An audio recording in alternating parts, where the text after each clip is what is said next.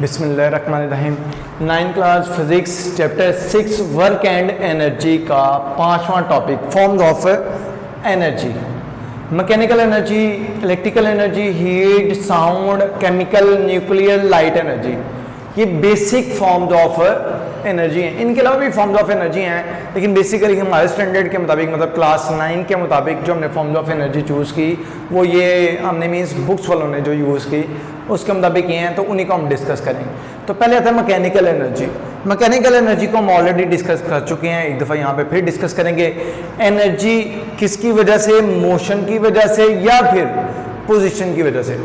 ऐसी कोई भी एनर्जी जो किसी बॉडी में किसी पोजीशन की वजह से हो या उसकी मूवमेंट की वजह से हो, ऐसी एनर्जी को हम मैकेनिकल एनर्जी का नाम देते हैं। मिसाल के तौर पर जो पानी है वो नीचे गिर रहा है। अब पानी जब नीचे गिर रहा है डैम से, जिसमें पानी नीचे गिर रहा होता है, अब पानी जब नीचे गिर रहा है वो मूव कर रहा है। अब मूव कर रहा है, उसके अंदर एनर्जी मौजूद है। अब एनर्जी मौजूद है इस तरह से है। अच्छा, ये पॉइंट क्लियर करते जाएं, एनर्जी है नहीं है कैसे पता लगेगा।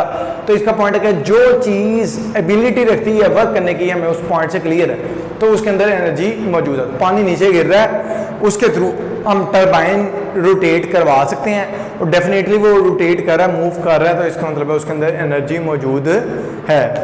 अच्छा, अब इसके बाद इसी तरह से ये है, फिर हवा है। हवा से हम जब वो मूव कर रही है, विंड मिल्स होती हैं, और इसके अलावा भी अगर हम देखते हैं कि विंड जनरेटर्स होते हैं, उसके थ्रू हम इलेक्ट्रिसिटी को जनरेट करते हैं। मींस के विंड, जो विंड मीन्स होता है चलती हुआ, मूविंग एयर, उसके थ्रू भी हम इलेक्ट्रिसिटी जनरेट कर सकते हैं। मींस के इलेक्ट्रिक एनर्जी प्रोड्यूस कर सकते हैं, जो कि किसी और फॉर्म ऑफ एनर्जी से इसमें कन्वर्ट हो रही है। अदरवाइज एनर्जी एक फॉर्म से दूसरी फॉर्म में कन्वर्ट हो रही है, डिस्ट्रॉय नहीं हो सकती या प्रोडक्शन नहीं हो सकती बगैर किसी प्रीवियस सोर्स के। इसी तरह से मूविंग कार है। मूविंग कार, अगर कार मूव कर रही है उसके अंदर भी एनर्जी मौजूद है। वो इस तरीके से है कि अगर हम में से कोई बंदा हीरो बनता है, हीरो बन के आगे आता है, तो उसका एक खड़ा होता है, तो वो जो कार है अगर स्पीड से मूव करे तो हमें उठा के दूर फेंकेगी। और इसका मतलब हम मूव किए, हमने भी वर्क किया, साइंटिफिकली हमने वर्क किया, मतलब हमने फोर्स की डायरेक्शन में मूवमेंट की, डिस्प्लेसमेंट कवर किया, तो वो वर्क किया हमने। इसका मतलब है कि हमारे में एनर्जी आ गई। कहाँ से आई? मूविंग कार की वजह से। आसान अल्फाज में जो भी बॉडी किसी भी टर्म में ले लें, जिसका मतलब ये हम हैमर उठाई हुई है हमने, ये तो मैकेनिकल काइनेटिक एनर्जी की एग्जांपल्स होगी, जो कि मज़ीद एग्जांपल फॉर्म है मैकेनिकल एनर्जी की। अब पोटेंशियल एनर्जी जो इसी की टर्म है, उसके अंदर अगर देखते हैं कि हमने एक हैमर उठाया हुआ है, अब ऊपर उठाया हुआ है, अगर वहीं पर हम छोड़ते हैं तो वो नीचे को फॉल करेगा। इसका मतलब है कि उसके अंदर एनर्जी मौजूद थी जो उसने डिस्प्लेसमेंट कवर किया। इसी तरह से अगर हम देखते हैं कि एक सेब जो दरख्त पर लटका हुआ है, ठीक है, उसके अंदर एनर्जी मौजूद है। एक तीर कमान से हमने तीर को खींचा हुआ है, उसके अंदर एनर्जी मौजूद है। खैर शॉर्ट हम ये पहले प्रीवियस इसी चैप्टर में डिस्कस कर चुके हैं। अब हमारे पास है हीट एनर्जी। अब हीट एनर्जी जो है कि ये ऐसी है जो कहाँ से हमें मिल रही है, हॉट बॉडी से मिल रही है, या फिर बर्निंग फ्यूल से मिल रही है, या फिर हमें खाने से मिल रही है, या फिर फ्रिक्शन की प्रोडक्शन से मिल रही है। और इसका जो मेन सोर्स है वो क्या है? हमारे पास सूरज है। तो इलेक्ट्रिक हीट एनर्जी जो है हमारे पास बड़ी इंपॉर्टेंट है। वो इस तरीके से है कि हमारे पास जो खाना है हमारा, ठीक है, वो हमें क्या करता है? हीट एनर्जी दे रहा है। हीट एनर्जी को यूटिलाइज करते हुए हम अपने बॉडीज़ के ऊपर वर्किंग करते हैं। इसी तरह से जो फ्यूल है उसकी बर्निंग के ज़रिए से हम डिफरेंट फॉर्म्स ऑफ एनर्जी में इसको कन्वर्ट करते हैं और उसको यूज़ करते हैं। मिसाल के तौर पर जो कोयला है उसकी बर्निंग के ज़रिए से हम इलेक्ट्रिकल एनर्जी प्रोड्यूस भी करते हैं। डायरेक्टली हीट गेन जो होती है उसको भी यूटिलाइज करते हैं, अपने बॉडी टेम्परेचर को मेनटेन रखने के लिए यूज़ करते हैं। आसान अल्फाज में हीट अगर इंसानी टेम्परेचर के मुताबिक या फिर जानदारों के टेम्परेचर के मुताबिक नहीं होगी, तो वो जितनी भी लिविंग चीज़ें हैं, ठीक है, लिविंग थिंग्स है, वो सारी की सारी ख़त्म हो जाएगी। मतलब जानदार पौधे हैं, जानवर हैं, इंसान हैं, वो सब अगर उनके टेम्परेचर रिक्वायर्ड के मुताबिक नहीं होंगे तो वो मतलब है कि हीट एनर्जी बहुत ही इंपॉर्टेंट है। इतनी इंपॉर्टेंट है कि लिविंग स्टैंडर्ड के लिए कंपलसरी है। इंपॉर्टेंट नहीं है, सिर्फ कंपलसरी है। अब इसी तरह से हमारे पास इलेक्ट्रिकल एनर्जी का टर्म आता है। इलेक्ट्रिकल एनर्जी क्या है? अब इलेक्ट्रिकल एनर्जी अगर हम देखें तो अब के वक्त में हमारे पास सबसे जो ज़्यादा यूज होने वाली बज़ाहिर एनर्जी है वो इलेक्ट्रिकल एनर्जी है। हम और इसको हम क्या कर सकते हैं, इजीली एक जगह से दूसरी जगह पे सप्लाई कर सकते हैं वायर्स के थ्रू। अब इसकी मतलब बाकी हमने देखा कि इतनी जगहों पे हम नहीं कर रहे, इलेक्ट्रिकल एनर्जी की सप्लाई क्यों बढ़ाई, क्योंकि हमारे जितने भी इंस्ट्रूमेंट और डिवाइसेस हैं उनको हमने जो सिस्टम बनाया हुआ वो इलेक्ट्रिकल एनर्जी के मुताबिक बना हुआ है। तो हम इलेक्ट्रिकल एनर्जी को इजीली स्टोर कर सकते हैं, इजीली यूटिलाइज कर सकते हैं, इजीली ट्रांसफ़र कर सकते हैं, और भी बड़े इसके बेनिफिट्स हैं। अच्छा, इसको हम कहाँ से गेन कर सकते हैं, जनरेटर वगैरह, ये जो डैम वगैरह, टरबाइन के रोटेशन से, और इसके अलावा जो बैटरीज हैं या जनरेटर्स हैं, इसके थ्रू भी हम इलेक्ट्रिकल एनर्जी को प्रोड्यूस कर सकते हैं। ये इसके सोर्सेज में आ सकता है। अब साउंड एनर्जी हम बोल रहे हैं, मैं बोल रहा हूँ, ये साउंड है और ये भी एक एनर्जी की किस्म है। अब साउंड भी एनर्जी की किस्म है। अच्छा भाई, साउंड एनर्जी की किस्म कैसे आ गई भी? साउंड भी काम कर सकती है। क्या काम कर सकती है? अगर हम देखें तो हम ऊंची बोलें, ज़्यादा ऊंची बोलें तो हमारे कान के पास हमें थोड़ी सी आवाज़ आ रही होती है, वो एनर्जी जाके हमारे पर्दों पे टकराती है। इसी तरह से अगर आपने देखा हो बहुत ज़्यादा ऊंची आवाज़ हो तो वो किसी चीज़ को, अगर आपने सुना हो कभी कि शीशे या कोई इस तरह की चीज़ है, उन्होंने क्या किया कि शीशा टूट गया आवाज़ से, किसी सिंगर की है इस तरह कोई चीज़ जो है। अब वो जो शीशा टूट रहा है वो किस वजह से टूट रहा है? उसकी साउंड में, उसकी आवाज़ में एनर्जी है, और वो एनर्जी एक हद तक इंक्रीज होगी कि उसने उसको तोड़ दिया।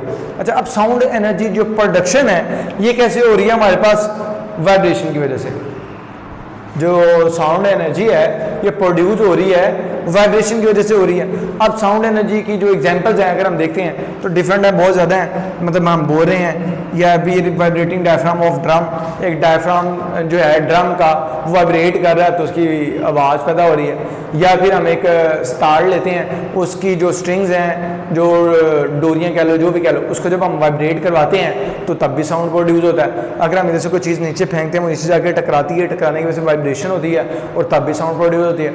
ओवरऑल जब साउंड प्रोड्यूस हो रही है इसका मतलब है वहाँ पे वाइब्रेशन मौजूद है। अब यहाँ पे लाइट एनर्जी, लाइट एनर्जी की अगर हम देखते हैं तो बड़ी इंपॉर्टेंट है, डिफरेंट टर्म्स में है। पहले एक उन्होंने जो पॉइंट लिखा हुआ है यहाँ पे लिखा है जी, प्लांट्स को ज़रूरत है क्या करने के लिए? फूड प्रोडक्शन के लिए। मतलब अगर लाइट होगी तो फूड प्रोडक्शन होगी, अदरवाइज लाइट ना होने की वजह से खाना भी प्रोड्यूस नहीं होगा। इससे भी इंपॉर्टेंट चीज़ अगर हम कहें तो हमें नज़र ही नहीं आएगा अगर तो लाइट ही नहीं होगी। आपको सर खाना इंपॉर्टेंट है, खाना हम गुजारा कर लेंगे, जानवर शानवर या जो भी है जिस तरह से भी मुश्किल है, बहुत पॉसिबल पता नहीं है कि नहीं, लेकिन फिर भी अगर हम देख ही नहीं सकते हैं, लाइट ही नहीं है, तो फिर हम क्या काम कर सकते हैं। खैर, इसी तरह से जो सोर्सेज में आता है हमारे पास कैंडल्स हैं, बल्ब हैं, सूरज है। ये हमारे पास जो सूरज है वो definitely major source of light है कि जितनी लाइट वहाँ से आ रही है अगर हम उसको स्टोर करें, यूटिलाइज करें तो ना तो हमें लाइट की कमी हो, ना ही हमें जो है पीछे से हीट एनर्जी की ज़रूरत पड़े। और अगर हम इसकी बात करें तो हमें किसी भी फॉर्म ऑफ एनर्जी की ज़रूरत ही ना पड़ेगी, जितनी एनर्जी सूरज से या जितनी लाइट है सूरज से हमारे तक आ रही है। केमिकल एनर्जी, केमिकल एनर्जी जो है फूड्स के अंदर मौजूद है, फ्यूल्स के अंदर मौजूद है और बहुत सारे दूसरे सब्सटेंसेस के अंदर भी मौजूद है। अब ये जो जितने भी हैं इनको हम फूड को, फ्यूल को या जो दूसरे सब्सटेंस हैं, जब इनकी बर्निंग होती है तो केमिकल एनर्जी को हम कन्वर्ट करते हैं हीट एनर्जी में और लाइट एनर्जी में। और ये जो हीट एनर्जी और लाइट एनर्जी होती है इसको दूसरे कन्वर्ट करके हम अपने पर्पज़ के लिए यूज़ करते हैं और डायरेक्टली भी यूज़ करते हैं। तो मिसाल के तौर पर हम क्या करते हैं, इसकी जो केमिकल एनर्जी होती है हम अपने मस्कुलर एनर्जी के लिए यूज़ करते हैं, अपने मसल्स के लिए। जो हमारा खाना है, खाना हमने खाया उसके अंदर केमिकल एनर्जी मौजूद थी, उस केमिकल एनर्जी को यूज़ करके हमने हीट एनर्जी में कन्वर्ट करके अपने मस्कुलर एनर्जी में शिफ्ट किया। फिर इसी तरह से जो केमिकल एनर्जी है बैटरीज के अंदर मौजूद है, सेल्स के अंदर मौजूद है, फूड के अंदर मौजूद है, इसको हम कन्वर्ट करते हैं अपने डिज़ायर्ड फॉर्म ऑफ एनर्जी में और फिर उसको यूटिलाइज करते हैं, डायरेक्टली भी करते हैं और इनडायरेक्टली भी इसको हम यूज़ कर रहे होते हैं। फिर इसके बाद हमारे पास न्यूक्लियर रेडिएशंस जो हैं जो एमिट होती हैं हीट और लाइट के साथ। जब भी न्यूक्लियर एनर्जी मींस जब न्यूक्लियर रिएक्शंस होते हैं तो न्यूक्लियर रेडिएशंस एमिट होती हैं हीट और लाइट के साथ। अच्छा, जब न्यूक्लियर रिएक्शंस हो रहे हैं तो हमारे पास हीट एनर्जी भी आ रही है और लाइट एनर्जी भी आ रही है। अभी जो हीट एनर्जी है इसको हम कन्वर्ट करते हैं इलेक्ट्रिकल एनर्जी के अंदर, ठीक है। जो हमारे पास हीट एनर्जी है, हमारे पास जो एक वो स्पेसिफिक मतलब हमने न्यूक्लियर रिएक्टर बनाया होता है, उस न्यूक्लियर रिएक्टर के अंदर हम हीट एनर्जी को, वो एक अलग टॉपिक है इसलिए उसको डिस्कस नहीं करें। आसान बात में न्यूक्लियर रिएक्टर के अंदर हम हीट एनर्जी को कन्वर्ट कर रहे होते हैं इलेक्ट्रिकल एनर्जी के अंदर। फिर इसी तरह से हम सूरज है, सूरज के अंदर इतने सालों से, बिलियंस ऑफ ईयर्स से जो है न्यूक्लियर रिएक्शंस हो रहे हैं। अब उन न्यूक्लियर रिएक्शंस की वजह से आज तक हमारे पास जो है वो एनर्जी आ रही है, लाइट की फॉर्म में और हीट की फॉर्म में। तो ये जो है रिजल्ट है किसका, न्यूक्लियर रिएक्शन। अगर न्यूक्लियर रिएक्शन जो है दो किस्म के हैं, अगर हम इसको डिस्कस करें, एक आते हैं हमारे पास फिशन रिएक्शन, ठीक है, और दूसरा होता है हमारे पास फ्यूजन रिएक्शन। अच्छा, ये दो हैं किस्में इसकी, फिशन और फ्यूजन। फ्यूजन के अंदर है कि हैवी सॉरी छोटे एलिमेंट्स का, जो छोटे छोटे एलिमेंट्स हैं उनका मिलके एक बड़ा एलिमेंट बनाना, और मतलब अपने आप को ख़त्म करना और एक नई चीज़ बनाना, और क्या करना, एनर्जी को रिलीज़ करना। वो जो एनर्जी है वो न्यूक्लियर एनर्जी है, ठीक है। और वो जो रिएक्शन है न्यूक्लियर रिएक्शन है, मज़ीद अगर देखते हैं तो वो फिशन रिएक्शन, फ्यूजन रिएक्शन है। इसी तरह से हैवी एलिमेंट्स का ब्रेक डाउन होना, टूट जाना, और उससे क्या होगा, एनर्जी फिर एमिट होगी, रिलीज होगी। तो उस टाइम भी जो एनर्जी है वो न्यूक्लियर एनर्जी है। न्यूक्लियर रिएक्शन जो कि फिशन रिएक्शन है उसकी वजह से प्रोडक्शन हो रही है। तो इस तरीके से हम जो है एनर्जी सूर्य से जो हमारे तक आ रही है उसको फ्यूजन की वजह से गेन कर रहे हैं। तो अब तक के लिए इतना, इंशाल्लाह नेक्स्ट टॉपिक में नेक्स्ट लेक्चर के साथ मिलेंगे। अल्लाह हाफिज़।